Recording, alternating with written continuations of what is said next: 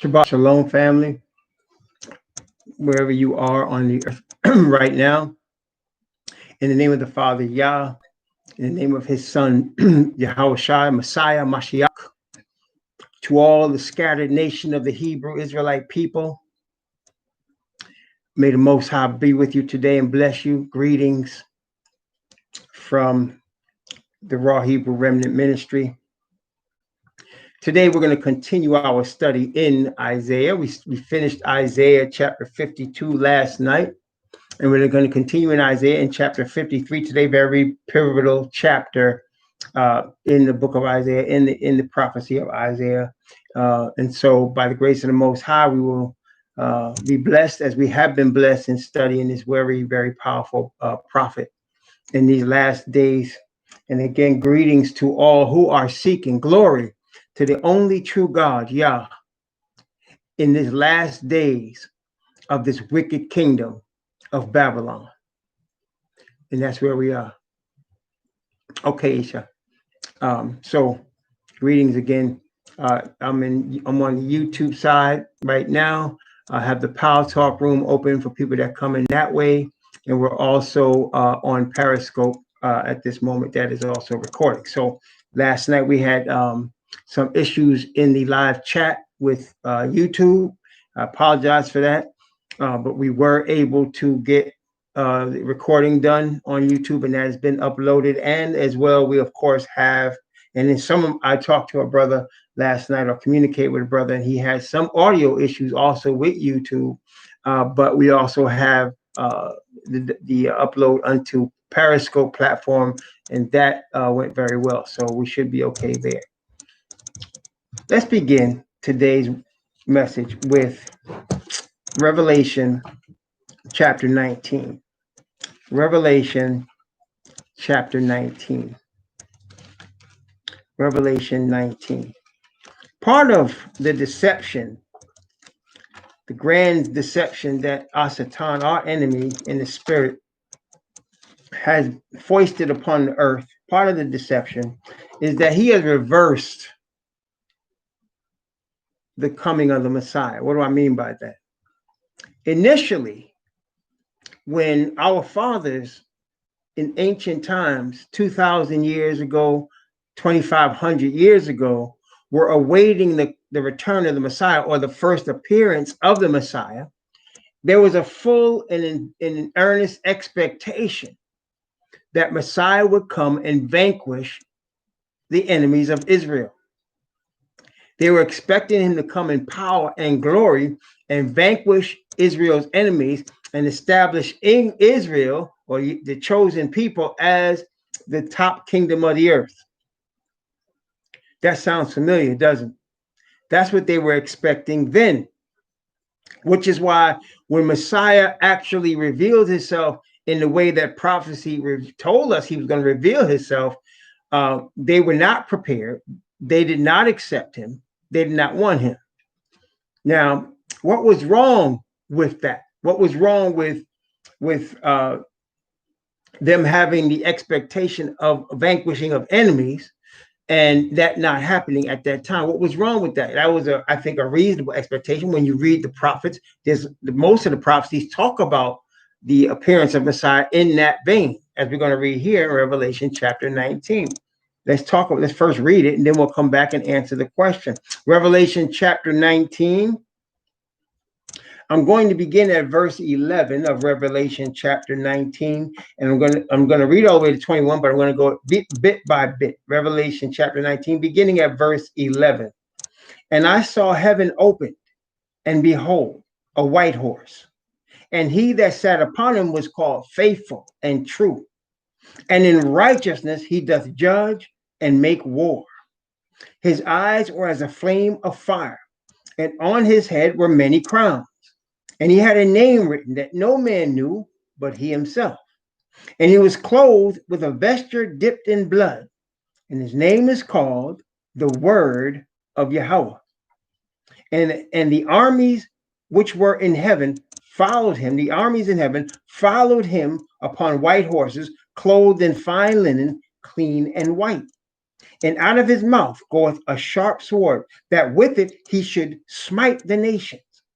And he shall rule them with a rod of iron. And he treadeth the winepress of the fierceness and wrath of Al Shaddai. So this is obviously an imagery that's showing Messiah's return with power and glory. Messiah's return to destroy the heathen nations. When it talks about the nations here, that's heathen, that's non-Israelite nations. He's going to destroy the nations with the sword of his mouth. And he's going to tread at the winepress of the fierceness and wrath of Al Shaddai. Now, the winepress they're talking about is straight out of Isaiah 63. Okay, and again, it's also repeated in Revelation chapter 20, where we talk about they were put in the winepress, where the winepress is where grapes are smashed to make wine. That's what an ancient winepress is where grapes are smashed to make wine. In Revelation chapter 14, it says, verse 20, and the winepress was trodden without the city, and the blood came out of the winepress, even unto the horses' bridles, by a space of 1,600 furlongs. So there's a destruction of heathen by Messiah, and it's likened to grapes being smashed into wine in a winepress. But it's human beings. Okay? Sounds very graphic, very violent. Okay? That's what it is. Let's continue. Revelation chapter 19. And he hath on his vesture and on his thigh a name written, King of Kings and Lord of Lords. The top dog. That's what he is. Okay? When Messiah comes in this way, he's the top dog. There's no other. Okay? David will rule in Jerusalem, but he is below Messiah. Let's continue. And I saw an angel standing in the sun, and he cried with a loud voice, saying to all the fowls that fly in the midst of heaven, come and gather yourselves together unto the supper of the great God, that you may eat the flesh of kings, and the flesh of captains, and the flesh of mighty men, and the flesh of horses, and of them that sit on them, and the flesh of all men, both free and bond, both small and great. Now, this is straight out of Ezekiel chapter 39. Straight out. In fact, let's take a look at it very quickly. This is straight out of Ezekiel chapter 39. I told you before, everything in Revelation is in the prophets. Everything. Okay? Let's take a look. Ezekiel chapter 39. I'm going to begin at verse 17. And I'm going to go from verse 17 down to verse 22. Ezekiel, this is straight out of Ezekiel 39. Ezekiel 39 from verse 17 to verse 22. Notice what it says. Shalom. And thou, son of man, thus saith the Most High Yahweh, speak unto every feathered fowl and to every beast of the field. Assemble yourselves and come. Gather yourselves on every side to my sacrifice that I do sacrifice for you. Even a great sacrifice upon the mountains of Israel, that ye may eat flesh and drink blood. Ye shall eat the flesh of the mighty, and drink the blood of the princes of the earth, of rams, of lambs, and of goats, and of bullocks, all of them fatlings of Bashan. Ye shall eat fat till ye be full, and drink blood till ye be drunken, of my sacrifice which I have sacrificed for you. Thus ye shall be filled at my table with horses and chariots, and with mighty men, and with all the men of war, saith the Most High Yahweh. And I will set my glory among the heathen, and all the heathen shall see my judgment that I have executed in my hand, that I have laid upon them. So the house of Israel shall know that I am Yahweh their God from that day and forward. This is what our fathers were expecting 2,000 years ago. And it did not come like that. Now everybody's talking about a soft, flowery, loving, Caucasian Jesus. That's what everybody's expecting now. The soft, peaceful, flowery one. You see why I say our enemy in the deception has flipped it? The one that came in peace already came. The next time he comes, it's for war. They were expecting that before, but it didn't happen. Why? We're going to answer that question. But let's continue reading in Revelation chapter 19. And I saw the beast and the kings of the earth and their armies gathered together to make war against him that sat on the horse and against his army. So this is not going to be a peaceful transition of power. You see, when we talk about the United States of America in terms of the presidential election, they call it a peaceful transition of power. What does that mean? That means when one president loses, he acquiesces and he gives the seat of president to the person that won. And it's a peaceful transition as opposed to a bloody takeover, which is called a coup, which of course the United States government executes in many countries, but that's beside the point. This is not going to be a peaceful transition of power.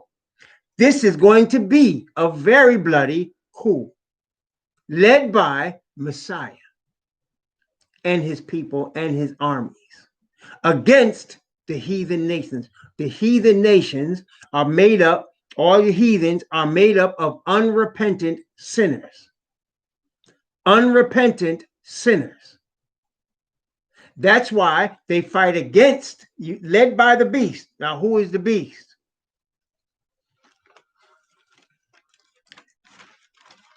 Revelation chapter 13. Revelation 13, beginning at verse 1 and going down to verse 5. Beginning at verse 1 and going down to verse 5. And I stood upon the sand of the sea and saw a beast rise up out of the sea, having 7 heads and 10 horns, and upon his horns 10 crowns, and upon his heads the name of blasphemy. And the beast which I saw was like unto a leopard, and his feet were as the feet of a bear, and his mouth as the mouth of a lion. And the dragon gave him his power and his seat and great authority. And I saw one of his heads, as it were, wounded to death, and his deadly wound was healed. And all the world wandered after the beast, and they worshiped the dragon, which gave power unto the beast. And they worshiped the beast, saying, who is like unto the beast? Who is able to make war with him? And there was given unto him a mouth, speaking great things and blasphemies. And power was given unto him to continue 42 months, 3.5 years. Brothers and sisters, this is the Roman church. This is the Catholic church. Why he say speaking blasphemies? Let me explain. Anybody that seeks to have a religion that's not the true God Yah is blaspheming. Anybody that creates a Christian denomination or any other religion is a false religion, because there's only one true God, and he laid himself to one people, that is the Most High Yah and the children of Israel.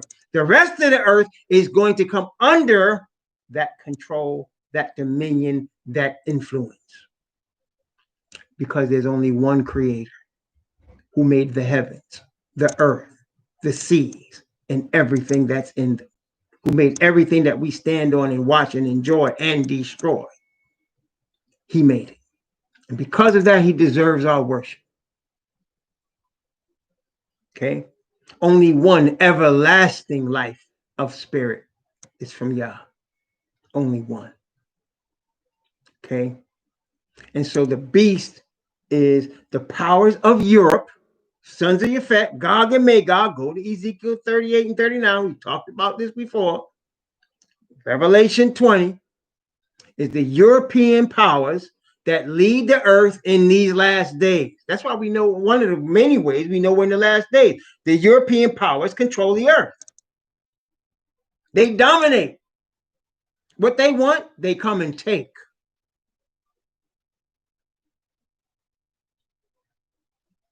Okay?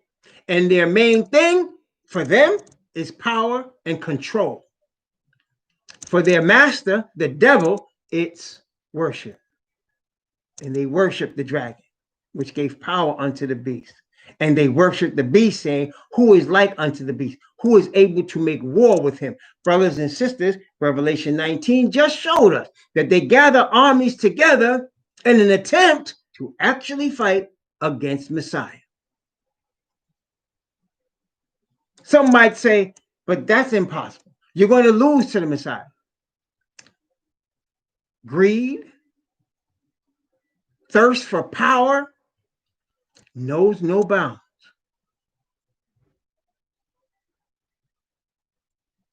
And we're already seeing that where we are right now. People can't even pay their rent. And they claim to put a moratorium on evictions. Meantime, they're not providing any funds for the people who can't work to pay their rent. So at the end of this moratorium, in about 2 weeks, you're going to see thousands, tens of thousands of people put out. This is the system of Babylon that we live in now. They created disease and they put it into the air to infect millions of people and reduce the populations that they want reduced. This is the system we live in. They give trillions of dollars of money out of thin air to people that are already billionaires. This is the system that we live in. It's a worldwide system, make no mistake. And so with such arrogance, you have a pope claiming to call himself Holy Father. With such arrogance, they create their own set of laws, their own priesthood. Can you imagine? Yah ordained Levitical Levites, the sons of Aaron, as the priest. And then he gave us a high priest that was from the tribe of Judah. Can you imagine what he must think when the heathen create their own set of priests, archbishops and such, and claim to be a universal church of the earth? That is what he means when he says he speak great things and blasphemies.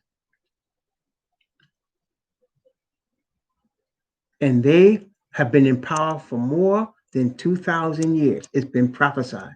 Gog and Magog are your European-led powers. Chief prince of Meshach and Tubal come out of Japhet and Togarmah,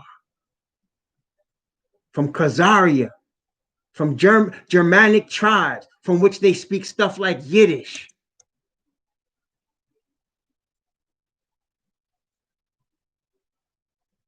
Brothers and sisters, these are the people that are gathered together to fight against Messiah.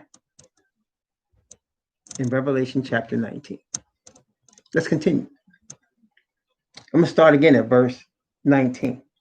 And I saw the beasts and the kings of the earth and their armies gathered together to make war against him that sat on the horse and against his army.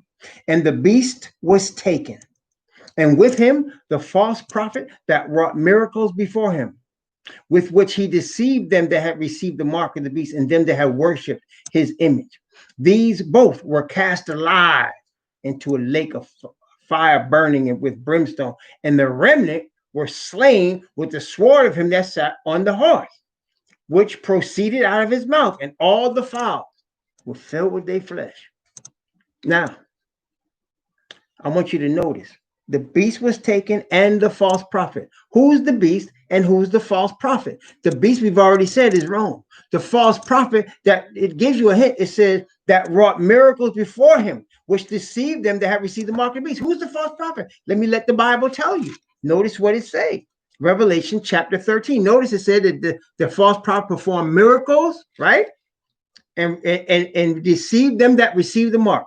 Okay. Revelation chapter 13, verse 11. And I beheld another beast coming up out of the earth, and he had two horns like a lamb, and he spake as a dragon. And he exercises all the power of the first beast before him, and causes the earth and them that dwell therein to worship the first beast, whose deadly wound was healed. And he doeth great wonders, so that he maketh fire come down from heaven on the earth in the sight of men, and deceiveth them that dwell on the earth by the means of those miracles which he had power to do in the sight of the beast, saying to them that dwell on the earth that they should make an image to the beast, which had a wound by a sword and did live. It's describing the false prophet. This second beast is a second kingdom, a second country that comes up after Rome, but it's controlled by Rome. It has a symbolism of a lamb. The lamb is always representative of Messiah. So they claim to represent Messiah, but really they represent the dragon. So therefore, we understand this to be a Christian nation. It is none other than the United States of America. So the religious powers arising out of the United States are the false prophet. So when Messiah comes, he's going to destroy the beast and all it represents and the false prophet. They're cast into the lake of fire. That's the leadership, the religious leadership, the political leadership, the economic leadership of the whole system. And I want you to notice, this is the first resurrection. This is the beginning of the 1,000 years. The second part comes in chapter 20. This is the beginning of the 1,000 years. And I want to show you something. Did you notice that the beast and the false prophet were cast into the lake of fire? They were cast in the lake of fire before anybody else. There's no coming back from the lake of fire. That's why you don't hear about them in the second resurrection. You don't hear about them anymore. They don't exist. They will never come back. In the second resurrection, you see Asatan go out to deceive the nations, which are Gog and Magog. It doesn't say anything about a beast and a false prophet anymore, because they're gone. When you hit that lake of fire, there's no coming back. That's the second death. There's no coming back. Okay? So this is what our fathers expected 2,000 years ago. With the prophets, when they read about prophets from 2,500, 3,000 years ago, they were expecting this when Yahushua of Nazareth appeared. They were not expecting what they saw. But what was the problem? Why were they wrong? Let's go now to Deuteronomy. Let's go to Deuteronomy chapter 8. Deuteronomy chapter 8. I'm going to read Deuteronomy chapter 8, beginning at verse 1. Deuteronomy chapter 8, beginning at verse 1. And go down to verse 7. Deuteronomy chapter 8, from verses 1 to 7. Notice what it says. Deuteronomy 8, 1 through 7. Let me unrestrict some of my sisters here that's trying to be in here. Okay, Deuteronomy chapter 8, from verse 1 to 7. All the commandments, this is, of course, Yah speaking through his intercessor Moses to the children of Israel. I want to stress that. This is Yah, the only true God, the one creator of heaven and earth, speaking through the intercessory of Moses to the children of Israel. This is this conversation of Deuteronomy, the whole book. Okay, so let's read it. All the commandments which I command thee this day, ye shall observe to do, that ye may live and multiply and go in and possess the land which Yahweh sware unto your fathers. And thou shalt remember all the way which Yahweh thy Most High led thee these 40 years in the wilderness, to humble thee and to prove thee, to know what was in thine heart, whether thou wouldest keep his commandments or no. And he humbled thee and suffered thee to hunger, and fed thee with manna which thou knewest not, neither did thy fathers know, that he might make thee know that man doth not live by bread only, but by every word that proceedeth out of the mouth of Yahweh doth man live. Thy raiment waxed not old upon thee, neither did thy foot swell these 40 years. Thou shalt also consider in thy heart that as a man chasteneth his son, so Yahweh thy God chasteneth thee. Therefore, thou shalt keep the commandments of Yahweh, thy power, to walk in his ways and to fear him. For Yahweh, thy most high, bringeth thee into a good land, a land of brooks of water, of fountains, and depths that spring out of valleys and hills. Our ancient fathers that had spent a couple of centuries in Egypt were delivered out of Egypt by their God and were on their way to a land that was promised to their fathers. But they did not understand at that time that there is a preparation necessary to inhabit the kingdom of the Creator of perfect righteousness.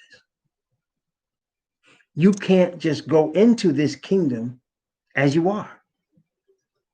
You must be made new. You must be born again. To be born again means to be made over of a spirit of perfect righteousness, which Adam had before he sinned. The Bible says they were all baptized unto Moses in the Red Sea. That was apparently their baptism.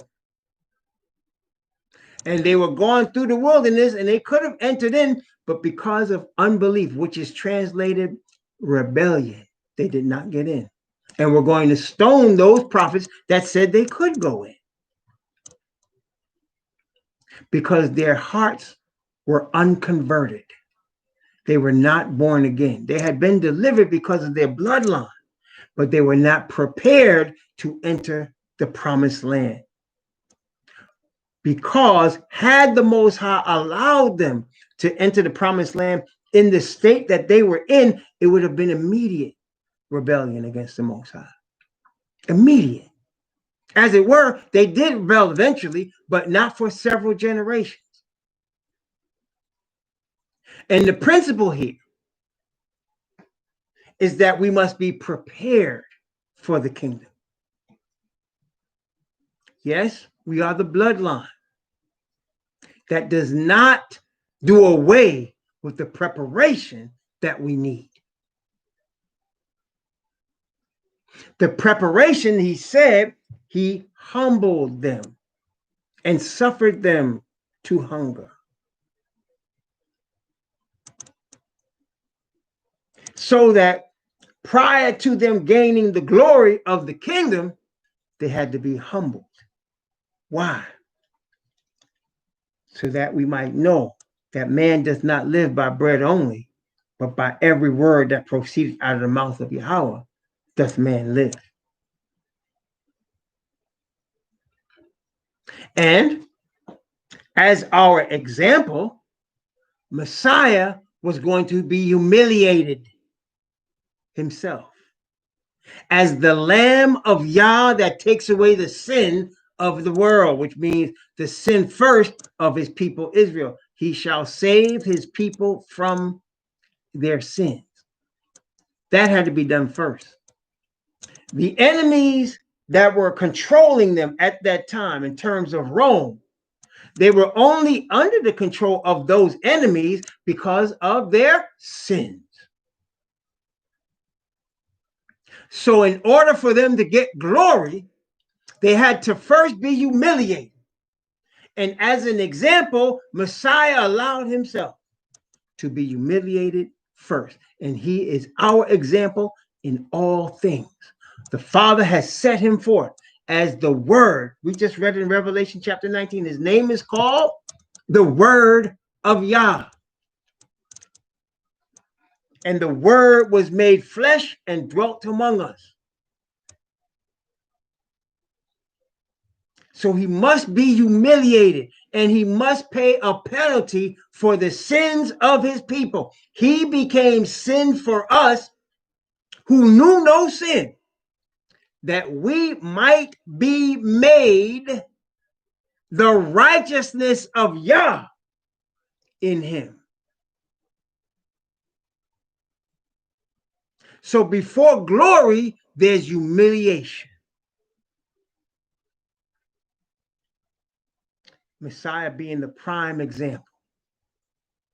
So when he appeared the first time, it was to receive that humiliation. And as we read last night in Daniel chapter 9, to strengthen or confirm the covenant with his people. That's why it's called the New Testament. People, again, the heathen try to act like the Old Testament must have been torn up in order to bring the New Testament.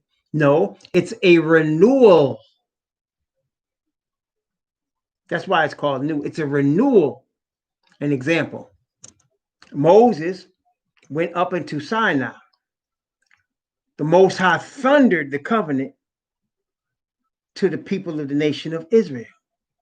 They received the covenant and said, all that Yahweh has said, we will do and be obedient.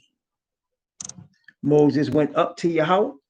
Yahweh gave him 2 tables of stone carved with Yahweh's own hand, with the covenant written on the 2 tables. Moses returned back to the people after 40 days to find them worshiping golden calves. What did Moses do? He broke the 2 tables. Why? Because the covenant had been broken. It wasn't broken by Yah, it was broken by his people. So he smashed the tables because the covenant was broken. What did Yah tell Moses to do? Carve out 2 more tables and bring them up to the mountain, and I will write upon them the words of the covenant, the 10 commandments. That was a renewal of the same covenant. He didn't do away with the covenant. He renewed the covenant. This is the whole theme of the New Testament. Messiah came to renew the covenant, and he renewed it with Israel, and to strengthen it in how he taught the covenant.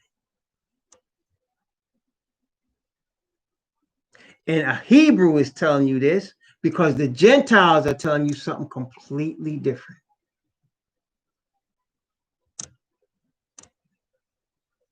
Now, this renewal of the covenant, the emphasis that the fathers did not understand, the emphasis is placed on a spirit of righteousness.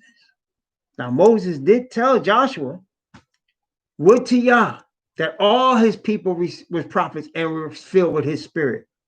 After Joshua was getting jealous because Edad and Medad were in the camp prophesying after the 70 elders received the spirit of the Most High that he said he was going to put on them, that he had put on Moses. And Joshua was jealous for Moses' glory, and he said, Father, forbid him. And Moses said, envious thou for my sake? Would to Yah that all his people received his spirit and were prophets. That was the intention. But our fathers didn't catch that. And so with the renewal of the covenant in Messiah, the emphasis is on a spirit of righteousness, which would produce obedience, which would cause us to have our sin removed, which cause us to be declared innocent or justified, and then cause us to be set apart, sanctified for the glory of the Father. Okay? So now, let's turn to Isaiah 53. Isaiah 53. And this is also why it's blasphemous for any man to be called Messiah. I've heard the Nation of Islam call Elijah Muhammad a Messiah. I've heard some of them say that. I've heard some of them call this dude that came before Elijah Muhammad that taught him, I forgot his name. I heard him call him a Messiah. This is blasphemy. I've heard some Israelites that moved to Dimona, one of the leaders, they called that man a Messiah. It's blasphemy. What they're doing is confusing anointed with the anointed. Be careful. Messiah is the Lamb of the Father that takes away the sin of his whole nation. Messiah is going to return in power to destroy all heathen nations that's unrepentant. Don't ever call a regular man Messiah. Don't ever do it. There are people that receive Mashach, which is an anointing. That's all of Yah's prophets, but that's not Mashiach, the Messiah. Okay? It's blasphemy. And that's why the Bible claims or tells us that the beast commits blasphemy because he makes men and exalts man, pope, priest, basketball player, entertainer. It exalts people as if they were saviors. It's blasphemy. It exalts man-made organizations, 501c3 corporations. That's what this system does. And it's blasphemy. Despite the fact that we know, based on the Bible, that Messiah was a black man, what we would call today a black man. Now, I've seen some people don't like the term black, and I kind of understand it. Let me explain why I will use the term black man. Also, I use the term African descendants of slaves because that's what we are. That's who the chosen people are. I use the term black because black was the first thing that came. Black was the origin. Remember, the Bible says the earth was without form and void, and darkness was upon the face of the deep. Because black came first. Is the day of the Yah is the sunset, then the sunrise. It's the origin. So to me, that represents the origin of all humankind. That's just me, though. So in that sense, I say Messiah was a black man. Okay. And so let's read Isaiah 53. Beginning at verse 1.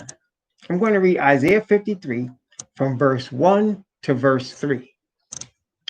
Who hath believed our report? And to whom is the arm of Yahweh revealed?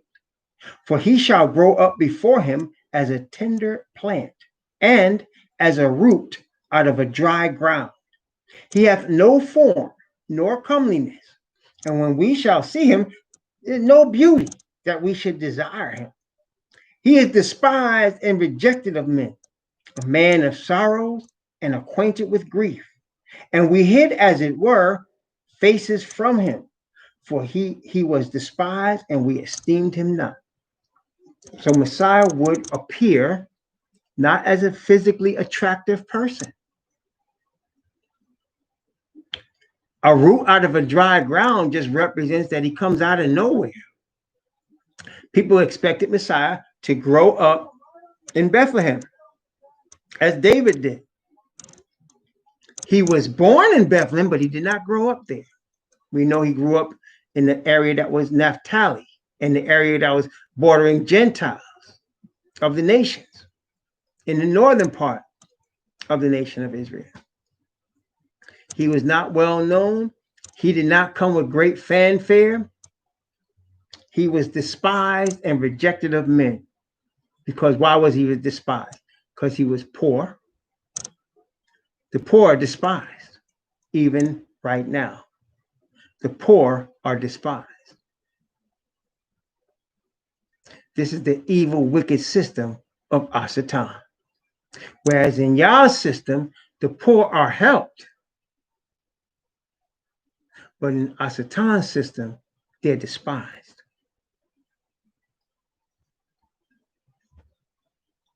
And rejected of men. There you go. A man of sorrows and acquainted with grief. We hid, as it were, our faces from him. He was despised and we esteemed him not. We didn't give him honor.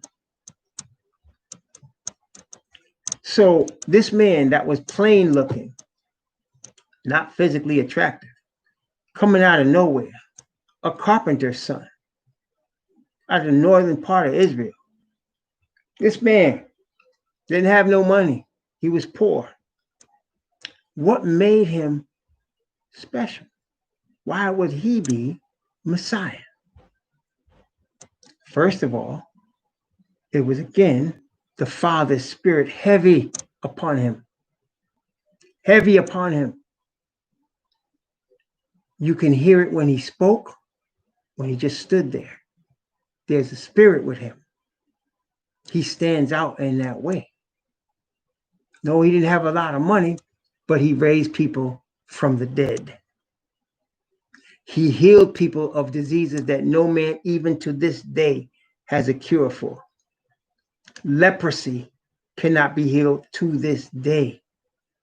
He healed people of leprosy. He would go into whole towns and villages and heal every sick person there. Spirits of the enemy would come out of people at his command. He walked on water.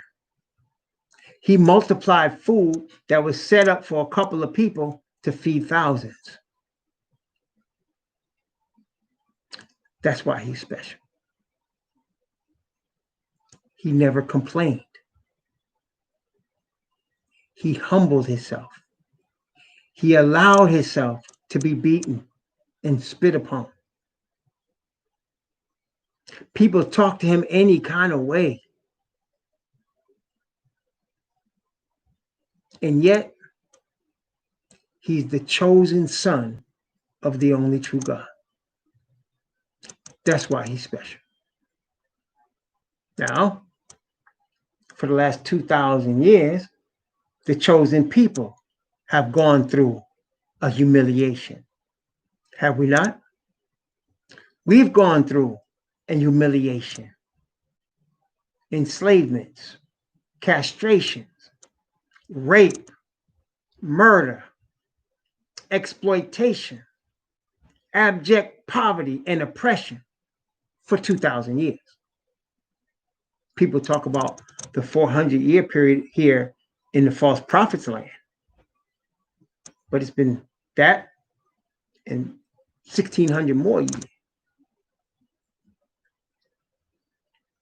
We've had people try to replace us. And it's interesting, these Ashkenazis that try to claim that they are the chosen people, they want nothing to do with this Messiah. They want nothing to do with him for a couple of reasons. Number one, he doesn't belong to them. So it's right.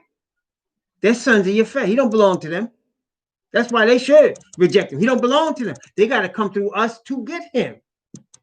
That's problem one.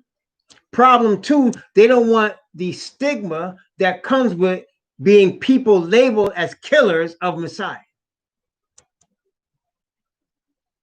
They just want the blessings of being the chosen, but they don't want the humiliation that comes, that we receive over 2,000 years. That's why, as part of Asatan's plan, he created the Holocaust. I mean, created it. He killed thousands of them, but that started in 1939 and ended in 1945. You're talking about a 6-year period. His real chosen people have been in a Holocaust that have lasted 2,000 years. There's no monuments to our Holocaust. We never got reparations for our Holocaust, and we built the wealth of the other people. We built their wealth on our backs, literally. And that's all good. You know why? I don't want rewards from them. I don't.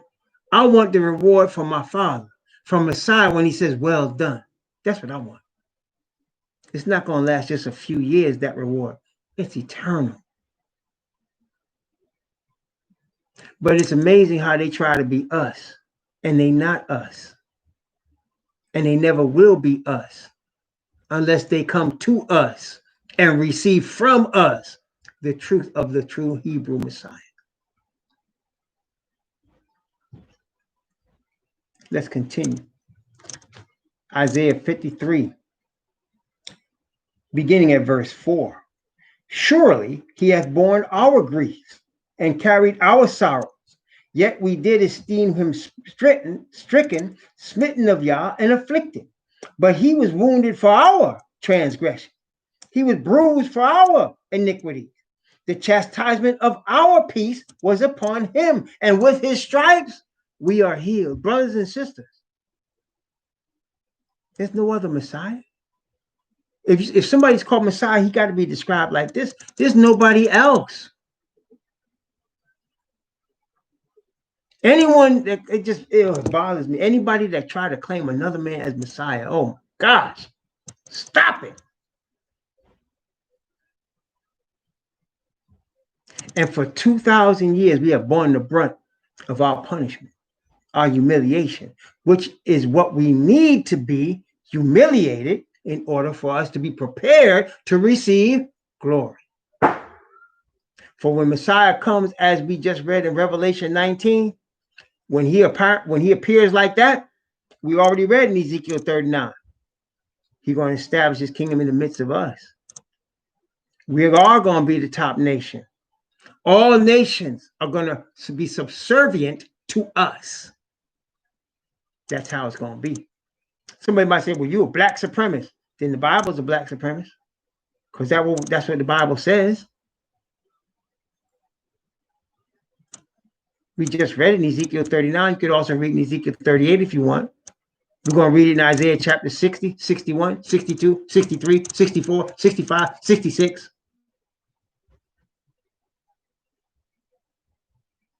You can read it in Zechariah chapter 14, Zechariah chapter 2, Zechariah chapter 8.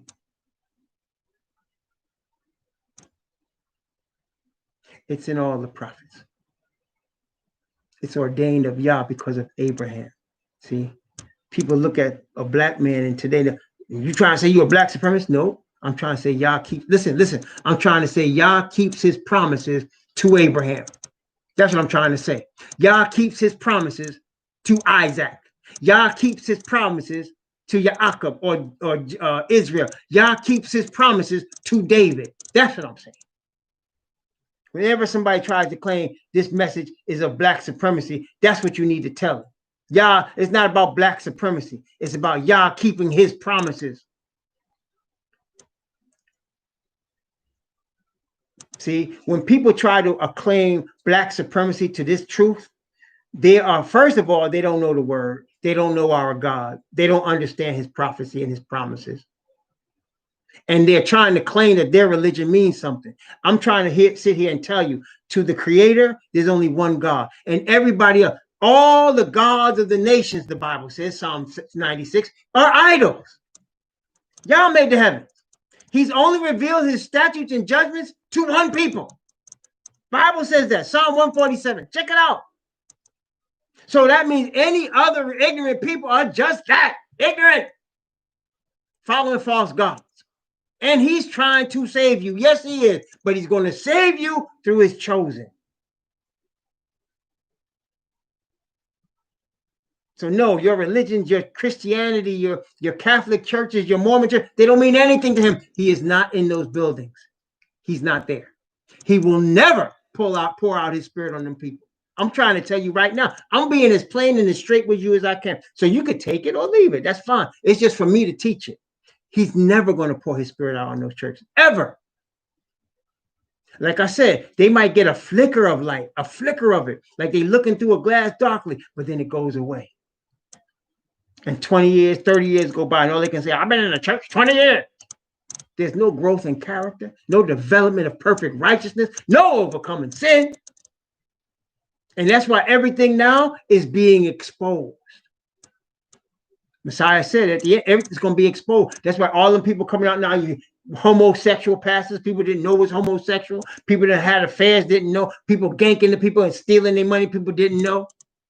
It's all being exposed for y'all that are still sitting in these places. It's being exposed. And if you're still there, it's not on them. It's on you. It's on you. If you behold thievery and you don't stand up against it, you're part of it. If you behold murder and you don't stand up against it, you're part of it. If you behold idolatry and you don't stand up against it, you're part of it.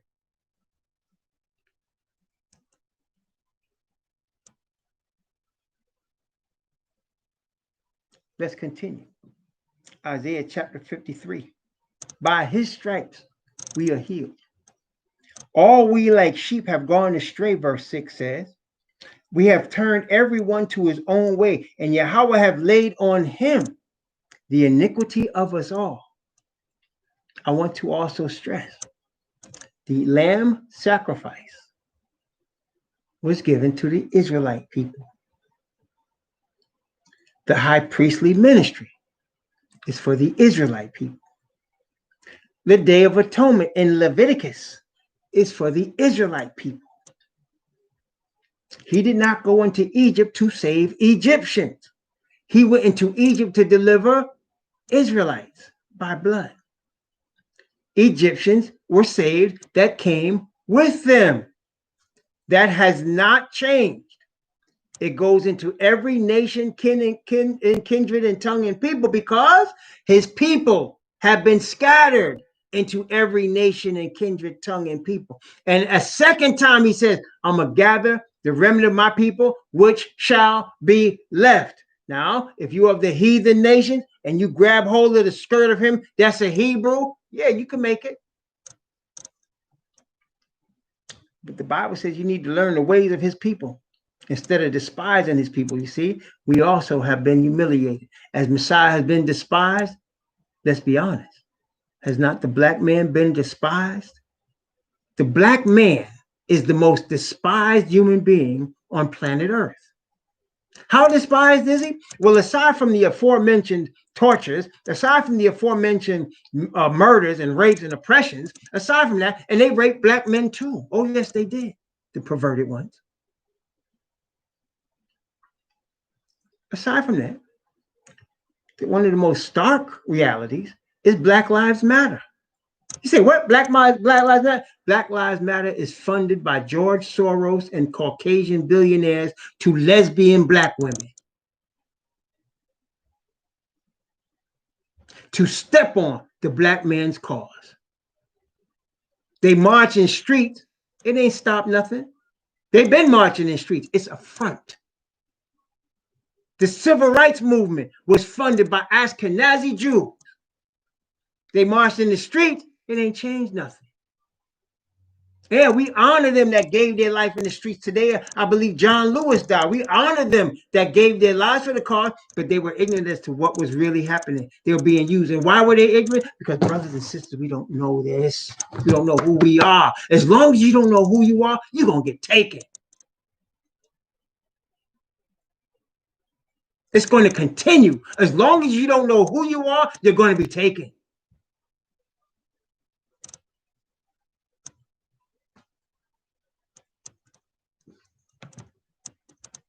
And it's going to continue. But that's, praise Yah, why this awakening is happening. That's why this awakening is happening. Okay? Because Yah has a different plan. We've been going through the humility, just like the Messiah went through the humility in order to be prepared to receive the glory. Brothers and sisters, no weapon formed against thee, you Israelites that are repentant, no weapon formed against thee shall prosper. Every tongue that shall rise against thee in judgment, thou shalt condemn. This is the heritage of those that trust in Yah. And his right, our righteousness is of him. See, that is actually speaking about us receiving the spirit of perfect righteousness from the Father. Those of us that do are getting ready to get glory. It's coming. That's why I say, let them do what they do. It's not important for us to stop them. I know that sounds crazy, but it's not for us to try to stop them.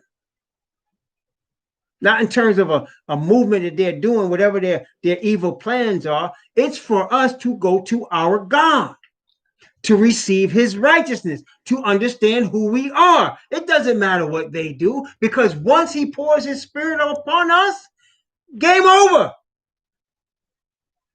When you see Messiah come in Revelation 19 on the white horse, is anyone going to stop him? Coming out the sky, is anybody going to stop him? Seriously? Game over. Checkmate. Done.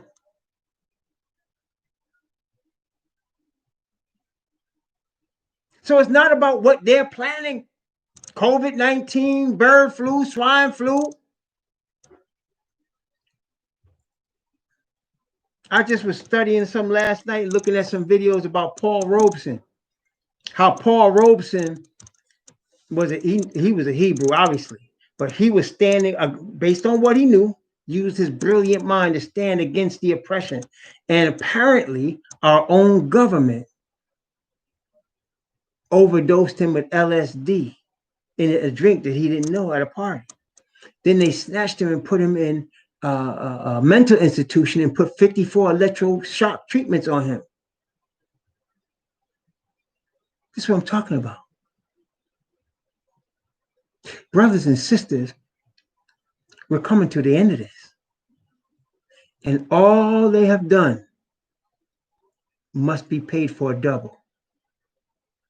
All they had done must be paid for double. You don't need to worry about that. Our focus needs to be on our Messiah. Our focus needs to be on our Father, on his Spirit, on overcoming our sin. That's all.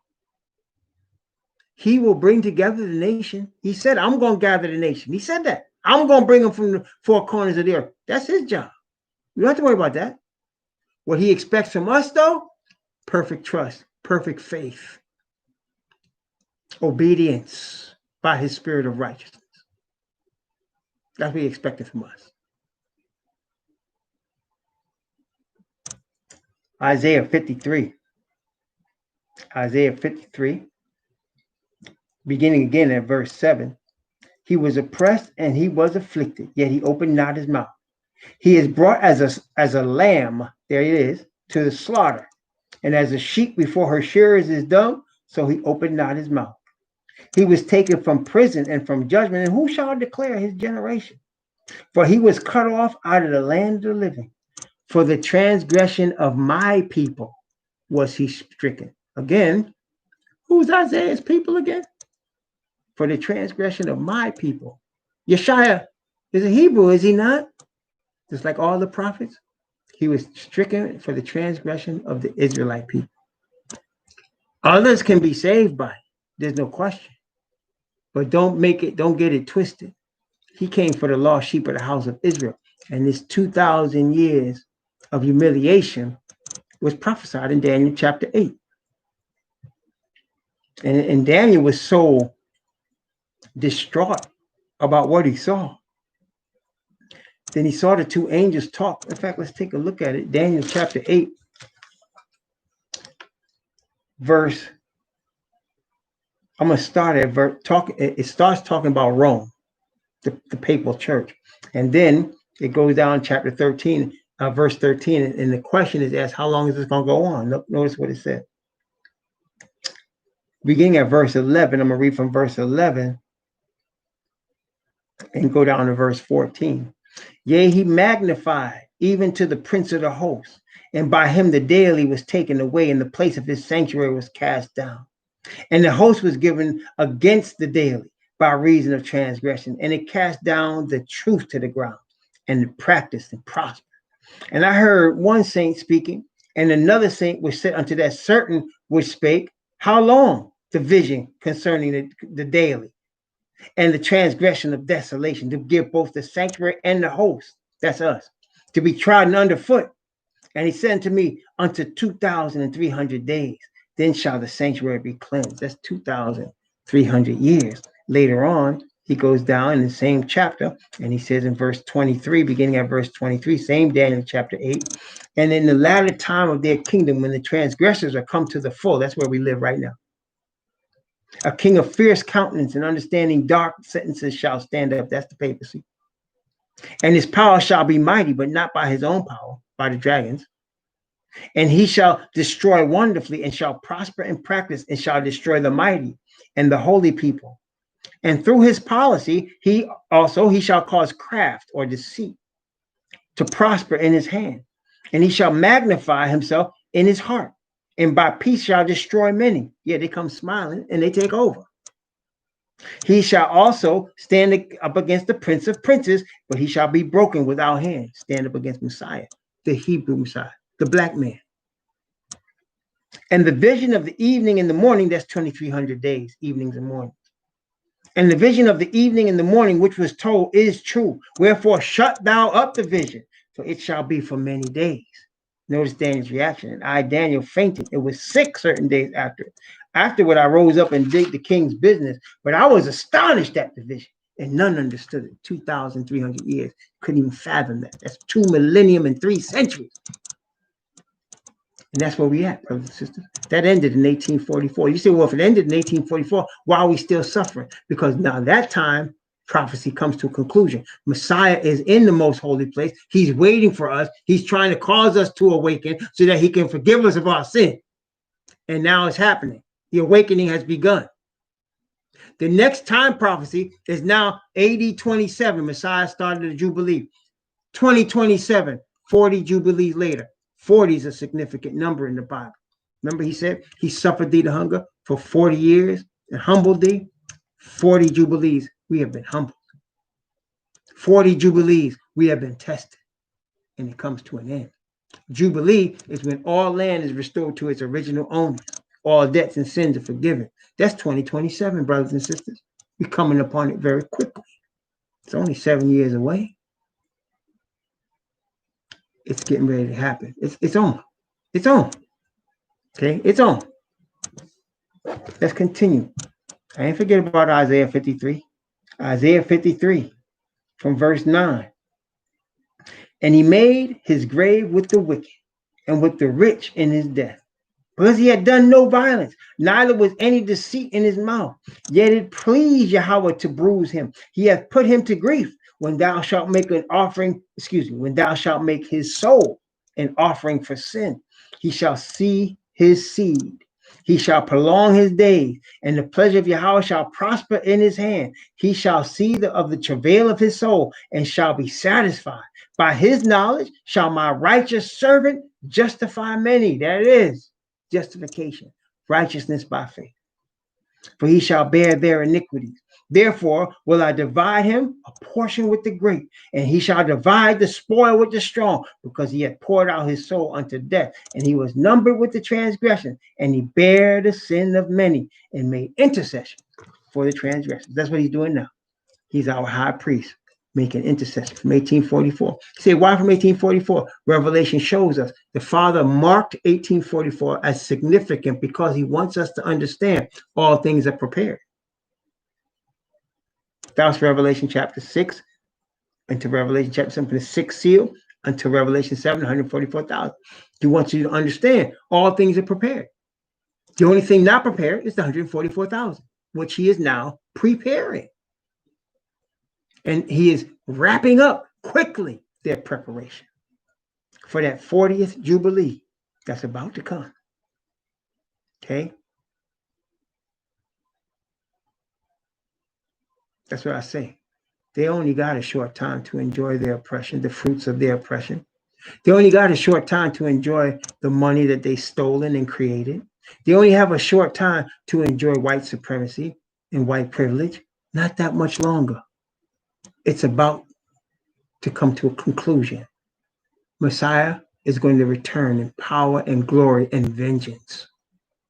We just have to seek our Father in the name of Messiah. We have to look to Messiah as our great example and high priest, and be prepared to inhabit a kingdom that's of perfect righteousness and truth. We have to allow ourselves to be prepared. Never mind what their plans are. It don't matter. This is between us and the Father. They got nothing to do with it. This is just us. Okay? Our Satan would have us get all mixed in with them, with Black Lives Matter and all these made up things. See, they create what they think is a solution, what they think they want us to think is a solution to calm us down. That's what they did in the 60s with the civil rights movement. They created it. They seen that the black man was, Malcolm X described it, we was becoming unrest. We was ready to explode. They saw it. So what they do, they bought off people, they made them leaders, they created a movement to keep us calm, peacefully demonstrate. They did not want anything to do with Malcolm X, because that brother was not with that. That's why they killed him. Okay, Martin Luther King woke up and decided, oh, wait. No. We're not getting our brothers killed in no war. And wait. Y'all gave all your Caucasian people all this money to get started in this country. We built it and you ain't give us nothing. No, we coming to Washington to get our check. Boom, he was dead.